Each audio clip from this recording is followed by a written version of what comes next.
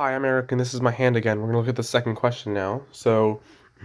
This is 2008 number 6, and we're looking at part D. So, part D involves one-sided limits. And I just have to say, it is incredibly difficult to find any questions, any free response questions that are based on limits, like basic pre-calculus stuff. So, yay! We found one! Um, we're going to be looking at this little question here. So this one's pretty simple. It doesn't have any stimulus. Um, we have a function, ln x over x, and we know that it's defined for all x is greater than 0. So that's great because our question here involves a right-sided limit. So we don't care about the left side. Their house could be burning down. No one cares. So the derivative of f is given by f prime of x, or you're going to be professional, you can say the first derivative of f of x, and that's whatever, it doesn't matter, that's not relevant to the question. So basically what we're going to do is we're going to substitute in our function. So our first move is rewrite the limit with the right-sided limit as it goes to 0, and we're going to write ln x over x. Yay! So there are a couple of different ways that you can do this.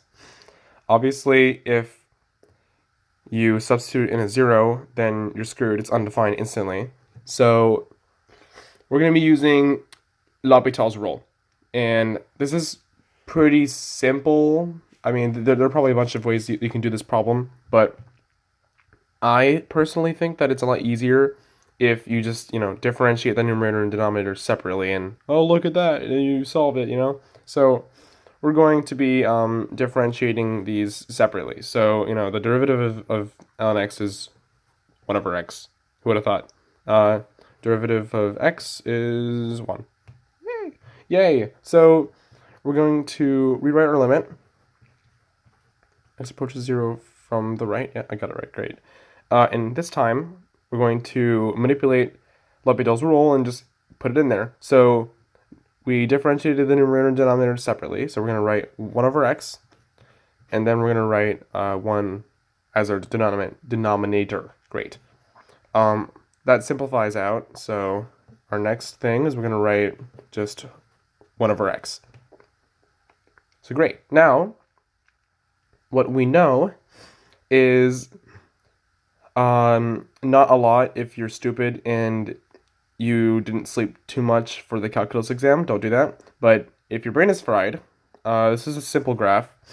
Ms. Ball has that list of graphs that we're all supposed to memorize, and this is one of them for obvious reasons. It's pretty simple. So what we see here is that as our graph of the reciprocal of x, it goes to 0 from the right. Looks like it's dropping all the way to negative infinity, right?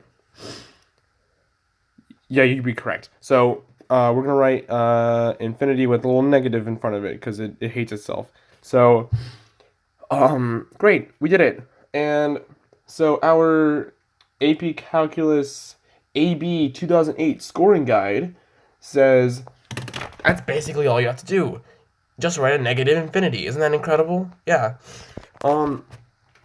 Great. So, lovely. We did it.